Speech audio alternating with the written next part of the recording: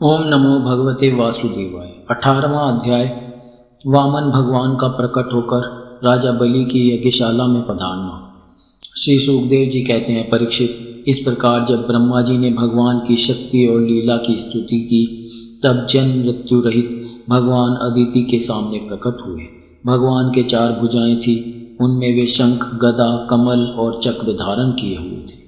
कमल के समान कोमल और बड़े बड़े नेत्र थे। पीताम्बर शोभायमान हो रहा था। विशुद्ध श्याम वर्ण का शरीर था। मकराकृति कुंडलों की कांति से मुख कमल की शोभा और भी उल्लसित हो रही थी। वक्षस्थल पर श्रीवत्स का चिन्ह, हाथों में कंगन और भुजाओं में बाजूबंद, सिर पर किरीट, कमर में करधिनी की लड़ियां और चरणों में सुंदर नुपुर जगमगा रहे थे। भगवान गले में अपनी स्वरूपभूत वनमाला धारण किए हुए थे, जिसके चारों ओर झुंड के झुंड भौरे गुंजार कर रहे थे। उनके कंठ में कौस्तुभमणि सुशोभित थी। भगवान की अंग कांति से प्रजापति कश्यप जी के घर का अंधकार नष्ट हो गया। उस समय दिशाएं निर्मल हो गई। नदी और सरोवरों का जल स्वच्छ हो गया। प्रजा के हृदय में आनंद की बाढ़ आ गई। सब ऋतुएं एक साथ अपना अपना गुण प्रकट करने लगी। स्वर्गलोक, अंतरिक्ष, पृथ्वी, देवता, गौ, द्विज और पर्वत, इन सब के हृदय में हर्ष का संचार हो गया। परीक्षित, जिस समय भगवान ने जन्म ग्रहण किया, उस समय चंद्रमा श्रवण नक्षत्र पर थे। भाद्रपद मास के शुक्ल पक्ष की श्रवण नक्षत्र वाली द्वादशी थी। अभिजीत मुहूर्त में भगवान का जन्म हुआ था। सभी नक्षत्र और तारे भगवान के जन्म को मंगल में सूचित कर रहे थे। परीक्षित, जिस तिथि में भगवान का जन्म हुआ था, उसे विजया द्वादशी कहते हैं। जन्म के समय सूर्य आकाश के मध्य भाग में स्थित थे। भगवान के अवतार के समय शंख, ढोल, मृदंग, दफ और नगाड़े आदि बाजे बजने लगे। इन तरह तरह के बाजों और तुरहियों की तुमुल ध्वनि होने लगी। अप्सराएं प्रसन्न होकर नाचने लगी। श्रेष्ठ गंधर्व गाने लगे।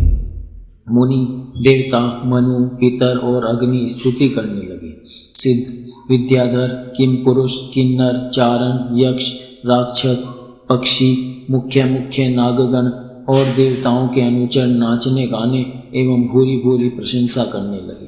तथा उन लोगों ने अदिति के आश्रम को पुष्पों की वर्षा से ढक दिया।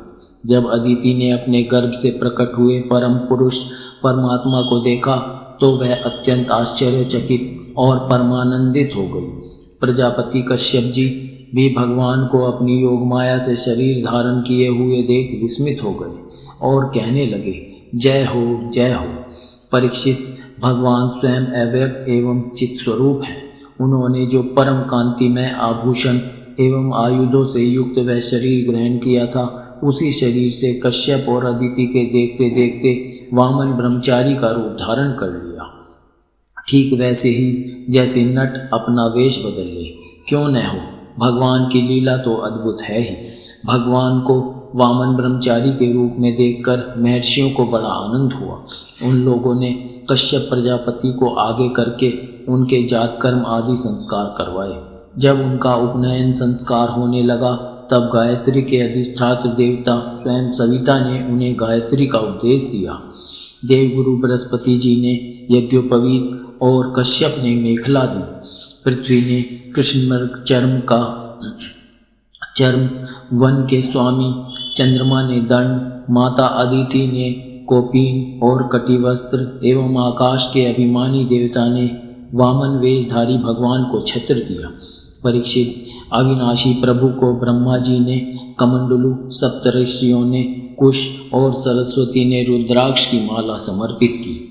इस रीति से जब वामन भगवान का उपनयन संस्कार हुआ, तब यक्षराज कुबेर ने उनको भिक्षा का पात्र और सती शिरोमणि जगतजननी स्वयं भगवती उमा ने भिक्षा दी। इस प्रकार जब सब लोगों ने वटु वेशधारी भगवान का सम्मान किया, तब वे ब्रह्म ऋषियों से भरी हुई सभा में अपने ब्रह्म तेज के कारण अत्यंत शोभायमान हुए। इसके बाद भगवान ने स्थापित और प्रज्वलित अग्नि का कुशों से परिसमूहन और परिस्तरण करके पूजा की और समिधाओं से हवन किया। परीक्षित, उसी समय भगवान ने सुना कि सब प्रकार की सामग्रियों से संपन्न यशस्वी बलि भृगुवंशी ब्राह्मणों के आदेशानुसार बहुत से अश्वमेध यज्ञ कर रहे हैं। तब उन्होंने वहाँ के लिए यात्रा की। भगवान समस्त शक्तियों से युक्त हैं। उनके चलने के समय उनके भार से पृथ्वी पग पग पर झुकने लगी। नर्मदा नदी के उत्तर तट पर भृगुकच्छ नाम का एक बड़ा सुंदर स्थान है। वहीं बलि के भृगुवंशी ऋत्विज श्रेष्ठ यज्ञ का अनुष्ठान करा रहे थे। उन लोगों ने दूर से ही वामन भगवान को देखा तो उन्हें ऐसा जान पड़ा मानो साक्षात सूर्यदेव का उदय हो रहा हो। परीक्षित, वामन भगवान के तेज से ऋत्विज, यजमान और सदस्य सबके सब निस्तेज हो गए। वे लोग सोचने लगे कि कहीं यज्ञ देखने के लिए सूर्य, अग्नि अथवा सनत कुमार तो नहीं आ रहे हैं। भृगु के पुत्र शुक्राचार्य आदि अपने शिष्यों के साथ इसी प्रकार अनेकों कल्पनाएं कर रहे थे। उसी समय हाथ में छत्र, दंड और जल से भरा कमंडलू लिए हुए वामन भगवान ने अश्वमेध यज्ञ के मंडप में प्रवेश किया। वे कमर में मुंज की मेखला और गले में यज्ञोपवीत धारण किए हुए थे। बगल में मृग चर्म था और सिर पर जटा थी। इसी प्रकार बौने ब्राह्मण के वेश में अपनी माया से ब्रह्मचारी बने हुए भगवान ने जब उनके यज्ञ मंडप में प्रवेश किया, तब भृगुवंशी ब्राह्मण उन्हें देखकर अपने शिष्यों के साथ उनके तेज से प्रभावित एवं निष्प्रभ हो गए। वे सब के सब अग्नियों के साथ उठ खड़े हुए और उन्होंने वामन भगवान का स्वागत सत्कार किया। भगवान के लघु रूप के अनुरूप सारे अंग छोटे छोटे, बड़े ही मनोरम एवं दर्शनीय थे। उन्हें देखकर बलि को बड़ा आनंद हुआ और उन्होंने वामन भगवान को एक उत्तम आसन दिया। फिर स्वागत वाणी से उनका अभिनंदन करके पांव पखारे और संग रहित महापुरुषों को भी अत्यंत मनोहर लगने वाले वामन भगवान की पूजा की। भगवान के चरण कमलों का धोवन परम मंगलमय है। उससे जीवों के सारे पाप ताप धुल जाते हैं। स्वयं देवादिदेव चंद्रमौली भगवान शंकर ने अत्यंत भक्ति भाव से उसे अपने सिर पर धारण किया था। आज वही चरणामृत धर्म के मर्मज्ञ राजा बलि को प्राप्त हुआ। उन्होंने बड़े प्रेम से उसे अपने मस्तक पर रखा। बलि ने कहा, ब्राह्मण कुमार, आप भले पधारे। आपको मैं नमस्कार करता हूँ। आज्ञा कीजिए, मैं आपकी क्या सेवा करूँ।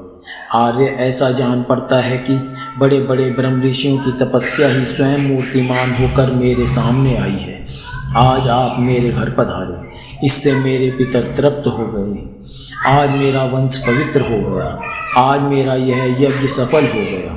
ब्राह्मण कुमार, आपके पांव पखारने के से मेरे सारे पाप धुल गए और विधि पूर्वक यज्ञ करने से, अग्नि में आहुति डालने से जो फल मिलता है वह अनायास ही मिल गया। आपके इन नन्हे नन्हे चरणों और इनके धोवन से पृथ्वी पवित्र हो गई। ब्राह्मण कुमार, ऐसा जान पड़ता है कि आप कुछ चाहते हैं। परम पूज्य ब्रह्मचारी जी, आप जो चाहते हो, गाय, सोना, सामग्रियों से सुसज्जित घर, पवित्र अन्न, पीने की वस्तु, विवाह के लिए ब्राह्मण की कन्या, संपत्तियों से भरे हुए गांव, घोड़े, हाथी, रथ, वह सब आप मुझसे मांग लीजिए। अवश्य ही वह सब मुझसे मांग लीजिए।